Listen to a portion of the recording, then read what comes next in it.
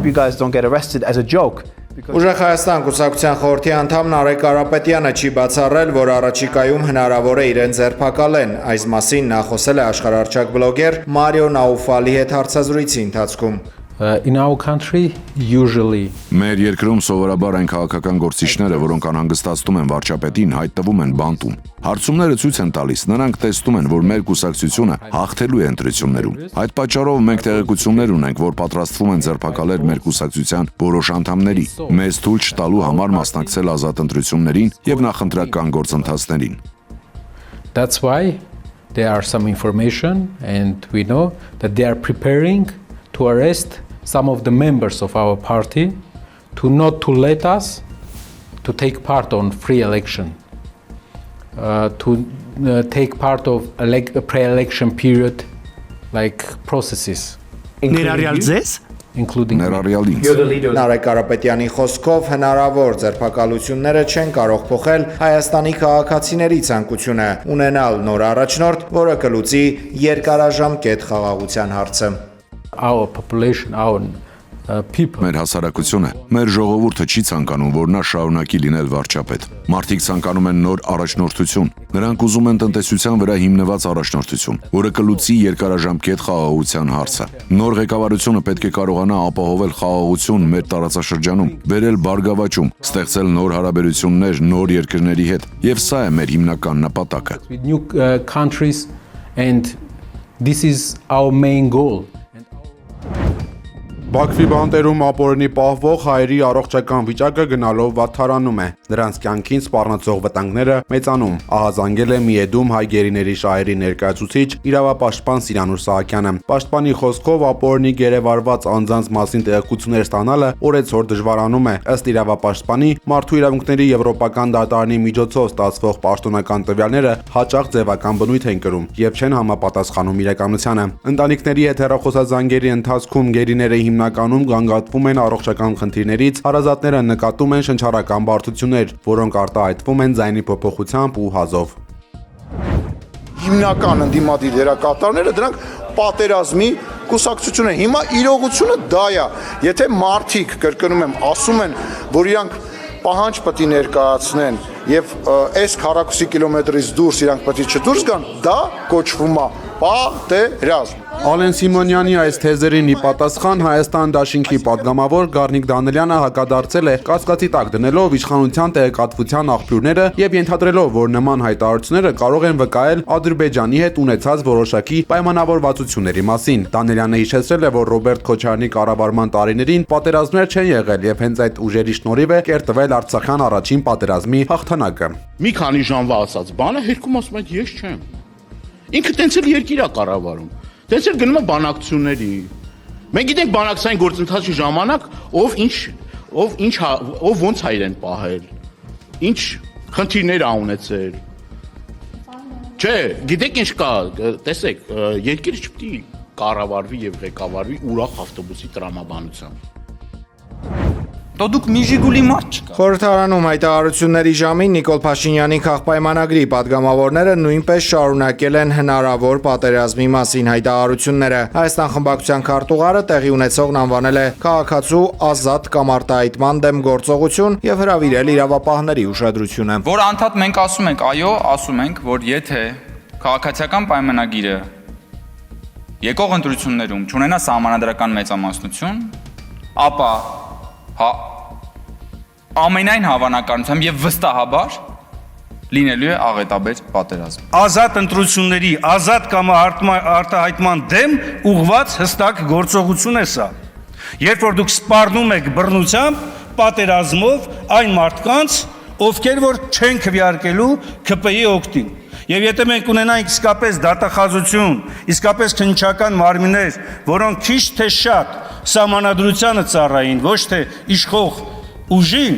ապա այս պահին առնվազն քրեական վարույթն էլ նախաձեռնված կլներ, համապատասխան քրեական հետապնդումներն էլ իրականացված կլինեն։ Մեծ ու մեծ հարցեր ունեն, թե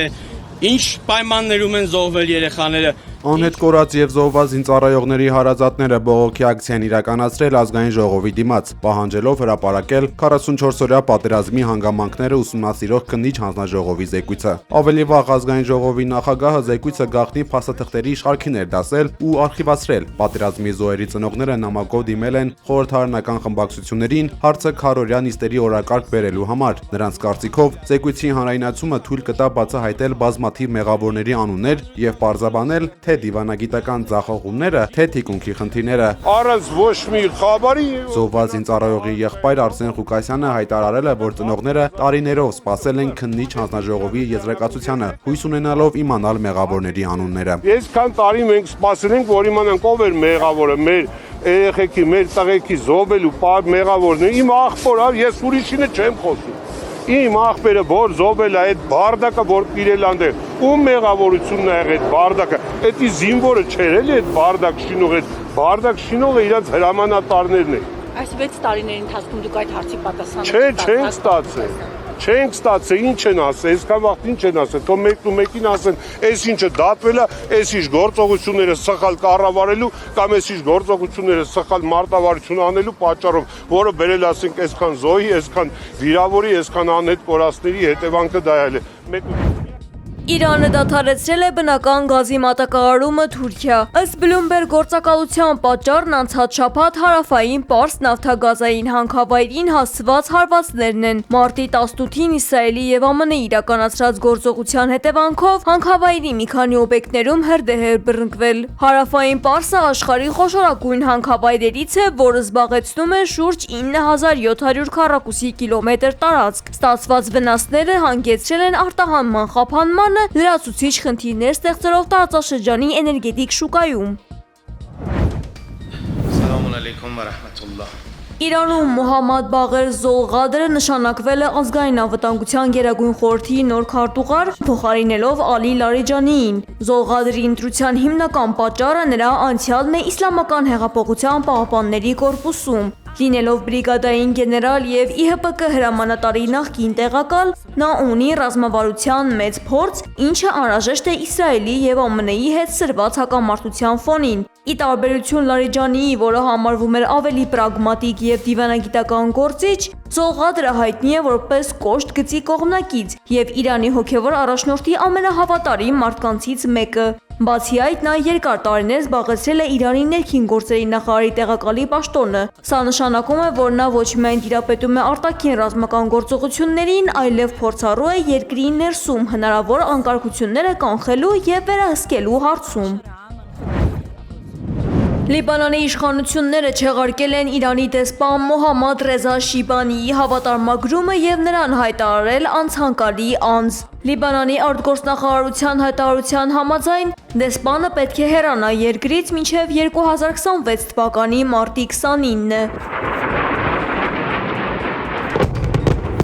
Բեյրութը խորհրդակցությունների համար նաև հետ է կանչել Իրանում իր դեսպան Ահմեդ Սուվեյդանիին։ Լիբանանի այս քայլը նշանակում է երկկողմ հարաբերությունների լուրջ վատթարացում եւ դիվանագիտական սկանդալ երկու երկրների միջև։ Այս ամենի ֆոնին Իսրայելի պաշտպանության նախարար Իսրայել Կացը հայտարարել է, որ Լիբանանի կառավարությունը ոչինչ չի արել Հեզբոլլահ խմբավորման ապառազմականացման համար։ Նա նշել է, որ այդ պատճառով իրենք ցամաքային գործողություններ են սկսել իր խոսքով ահաբեկիչներին ոչնչացնելու համար։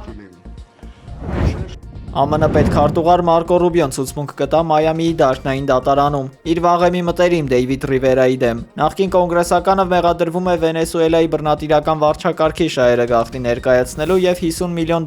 ապօրինի գործարքների մեջ։ Քննության կենտրոնում 2017 թվականին կնքված կասկածելի պայմանագիրն է, որի շրջանակում Ռիվերան փորձել է ստվերային ազդեցություն ունենալ Վաշինգտոնի քաղաքականության վրա։ Ռուբիոն ստիպված է բացատրություններ տալ այն հանդիպումների մասին, որոնք ժամանակին փորձել է ներկայացնել որպես իշխանության խաղաղ փոխանցման շուրջ բանակցություններ։ Թեև պաշտպանական կողմը պնդում է, որ Ռիվերան իրականում աշխատել է Մադուրոին տապալելու ուղղությամբ, մեղադրող կողմը սա որակում է որպես դավաճանության եւ ագահության դասական օրինակ։ Այս սկանդալային դատավարությունը Ռուբիոյի համար ստեղծում է լուրջ հեղինակության խնդիր, հաշվի առնելով նրա ներկայիս առանցքային դերը Միացյալ Նահանգների արտաքին քաղաքականության մեջ։